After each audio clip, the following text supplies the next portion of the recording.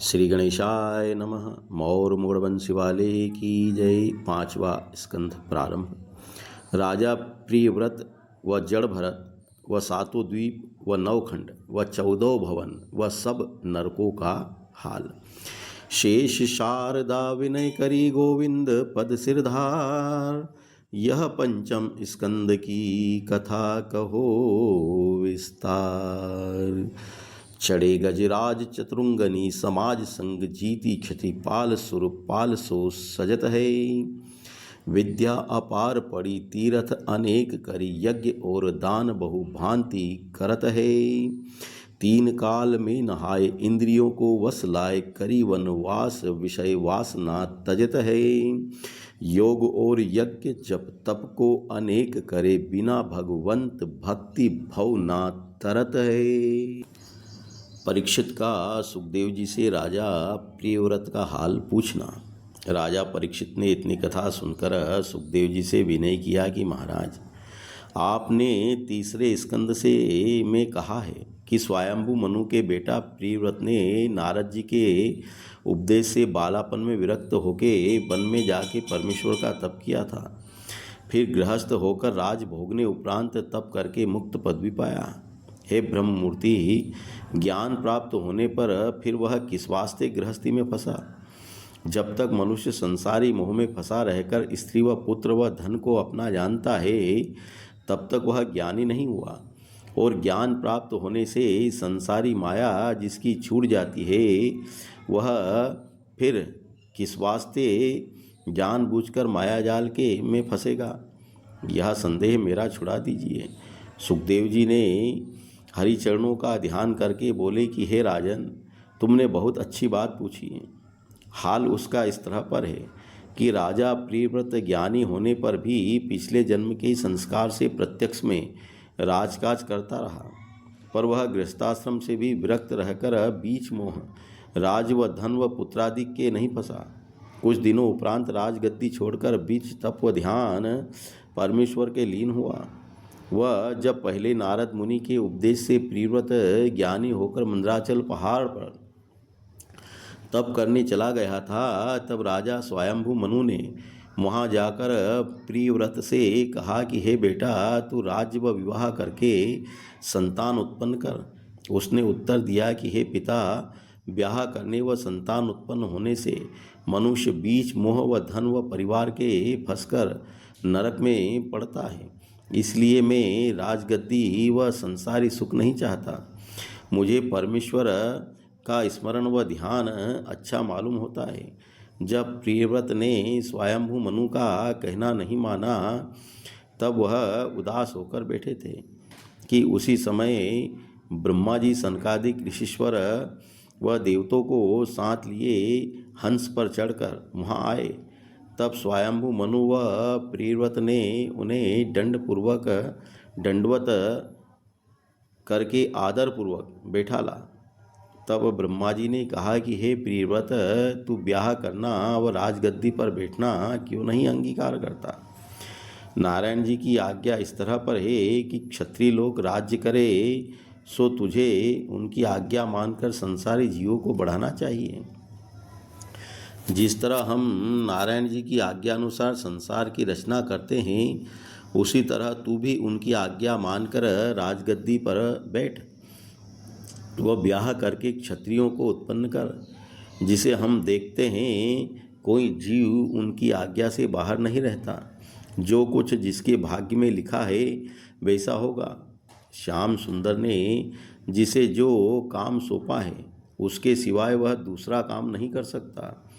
जिस तरह बेल के नाक में रस्सी नाद कर जिधर चाहे उधर ले जावे, उसका कुछ वश नहीं चलता, उसी तरह सब जीव जड़ व चैतन्य की गति समझना चाहिए। किसी को ऐसी सामर्थ्य नहीं है जो परमेश्वर की आज्ञा में तिल भर घटने बढ़ने सके। इसलिए वेद की आज्ञा अनुसार सब काम करना उचित है। वह हे प्रियव्रत, गृहस्थाश्रम कुछ बुरा नहीं होता। जो मनुष्य काम व क्रोध व अहंकार व लालच व मन व इंद्रियों को अपने अधीन रखकर उनके वश न होवे, उसको वन व गृहस्थी दोनों जगह का रहना बराबर है। वह जिसने उनको अपने वश नहीं किया उसको गृहस्थी छोड़कर वन में जा बैठने से क्या लाभ होगा कि शत्रु बलवान अपने साथ रखता है। जब तक मनुष्य काम व क्रोधादि को अपने वश नहीं करता तब तक परमेश्वर उसको नहीं मिलते। वह मनुष्य पर 3 ऋण, देव ऋण, पितृ ऋण व ऋषि ऋण रहते हैं। जब तक इन तीनों से ऋण नहीं होता तब तक उसे विरक्त होना न चाहिए।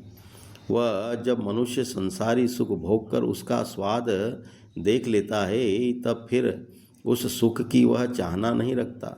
सो तुम पहले राज्य करके फिर वैराग्य धारण करना। तब इस तरह समझाने से प्रियव्रत ने विवाह करना व राजगद्दी पर बैठना अंगीकार किया। तब ब्रह्मा जी व स्वयंभू मनु ने बड़े हर्ष से प्रियव्रत को माहिष्मती पुरी में लाकर राजगद्दी दी। सुखदेव जी ने कहा कि हे परीक्षित, इस तरह से राजा प्रियव्रत राज सिंहासन पर बैठकर हरिचरणों में ध्यान लगा के राज्य करने लगा।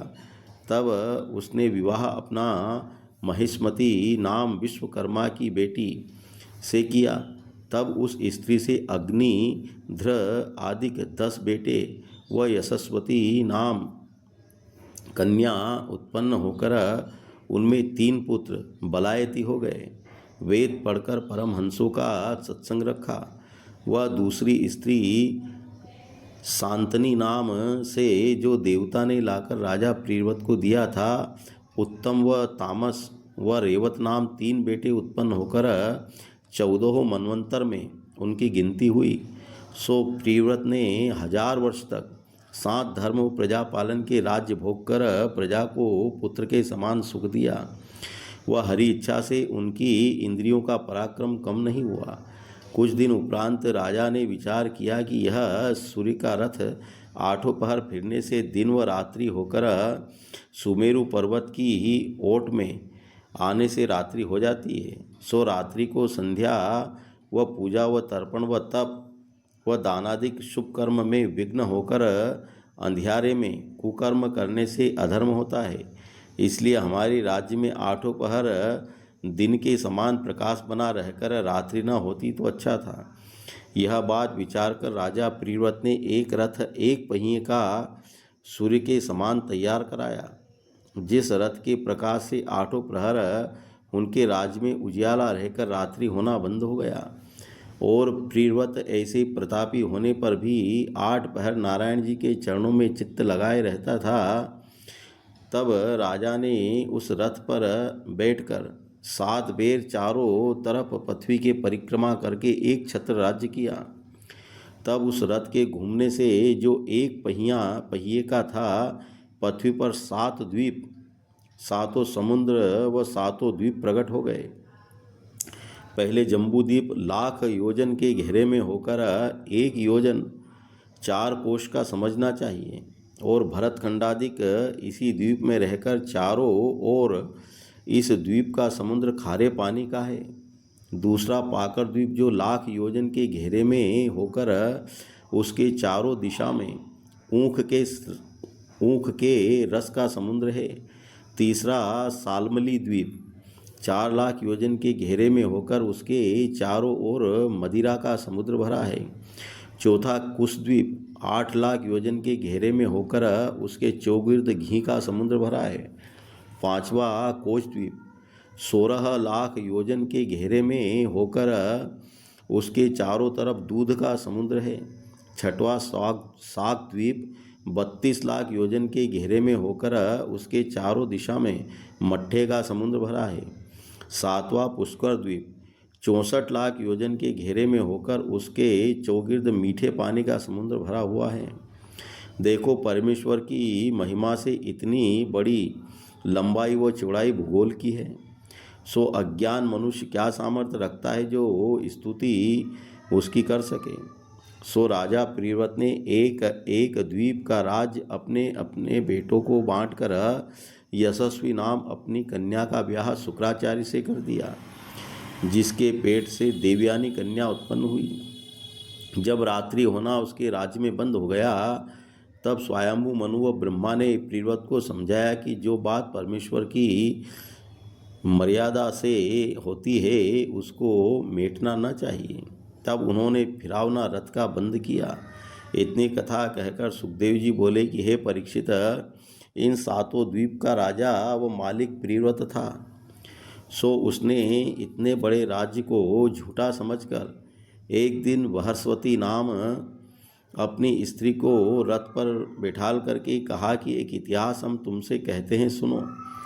एक बालक अज्ञान दरिद्री अपने घर से निकलकर किसी ऋषिश्वर के स्थान पर गया। सो उस ऋषिश्वर ने दया की राह उस बालक को ऐसी विद्या पढ़ाई कि उसे देवदृष्टि होकर पृथ्वी का गड़ा हुआ धन व 100 कोस की चीज़ दिखलाई देने लगी। सो कुछ दिन उपरांत उस बालक के माता व पिता ढूंढते हुए वहाँ पहुंचकर जब उसे पकड़ के घर ले जाने लगे, तब वह समझा कि घर जाने से यह गुण मेरा भूल जाएगा।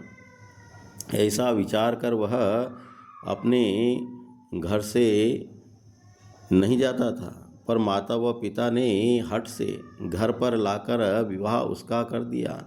तब वह लड़का सब गुण अपना भूलकर संसारी जाल में फंसने से ऐसा नष्ट हुआ कि बोझा ढोकर अपना पेट पालने लगा। इतनी कथा सुनकर बृहस्पति बोली कि वह ऐसा गुण अपना छोड़कर गृहस्थी के जाल में क्यों फंसा। तब प्रियव्रत ने कहा कि वही हाल तो हमारा भी है कि नारद मुनि का ज्ञान छोड़कर संसारी जाल में फंसे हैं। यह वचन सुनते ही बृहस्पति बोली कि महाराज, अब विरक्त होना चाहिए। प्रियव्रत ने जैसे यह बात स्त्री की सुनी, वैसे राज्य बेटों को देकर संसारी माया छोड़ दी। वह स्त्री समेत वन में जाकर हरि भजन करके मुक्त हुआ। जो लोग अपने को परमेश्वर के शरण में ले जाते हैं उनको सुख होता है।